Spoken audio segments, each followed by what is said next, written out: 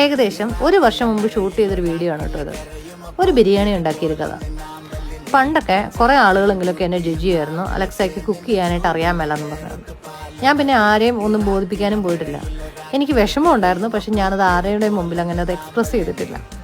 ഞാൻ ഏതായാലും കുക്ക് ചെയ്യാനായിട്ടൊക്കെ പഠിച്ചെടുത്തു. ആ പഠിച്ചെടുത്തുകൊണ്ടിരിക്കുന്ന ടൈമിലായിരുന്നു എനിക്കൊരാഗ്രഹം ബിരിയാണി ഉണ്ടാക്കാനായിട്ട്. മുമ്പ് ഒരു തവണ ബിരിയാണി ഉണ്ടാക്കി ബിരിയാണി കഞ്ഞിയായി പോയതുകൊണ്ട് ഇപ്രാവശ്യം നോക്കിയും കണ്ടും വേണം ചെയ്യാമെന്ന് ഞാൻ അങ്ങ് തീരുമാനിച്ചു. അങ്ങനെ ഞാൻ ചെന്നൈ ബിരിയാണി ഉണ്ടാക്കാമെന്ന് കരുതി. ഞാൻ 4 വർഷം ചെന്നൈയിലുണ്ടായിരുന്നു. ആ ഒരു ടേസ്റ്റുള്ള ബിരിയാണി ഞാൻ പിന്നെ എവിടെ നിന്നും കഴിച്ചിട്ടില്ല കേട്ടോ. പല വീഡിയോസ് കണ്ട് അതിനകത്തുനിന്നൊക്കെ റെഫറൻസ് എടുത്തിട്ടൊരു മിക്സ്ഡ് ബിരിയാണി ആയിരുന്നു ഞാൻ ഉണ്ടാക്കിയത്. ഇത് സക്സസ് ആവുമോ ഇല്ലയോ എന്ന് പോലും കൂടി എനിക്കൊരു പ്രതീക്ഷയില്ലായിരുന്നു. പക്ഷേ എങ്ങനെയൊക്കെയോ ഞാൻ ഈ ബിരിയാണി ഉണ്ടാക്കിയെടുത്തു.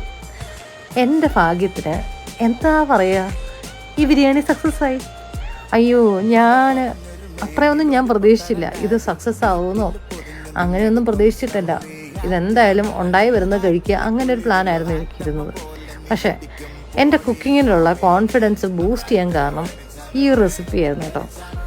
ഇത് എളുപ്പമായിരുന്നു, ടേസ്റ്റും ഉണ്ടായിരുന്നു. ആ ഒരു സന്തോഷത്തിൽ ഞാൻ അന്ന് കുറേ പിക്ചേഴ്സ് എടുത്തു.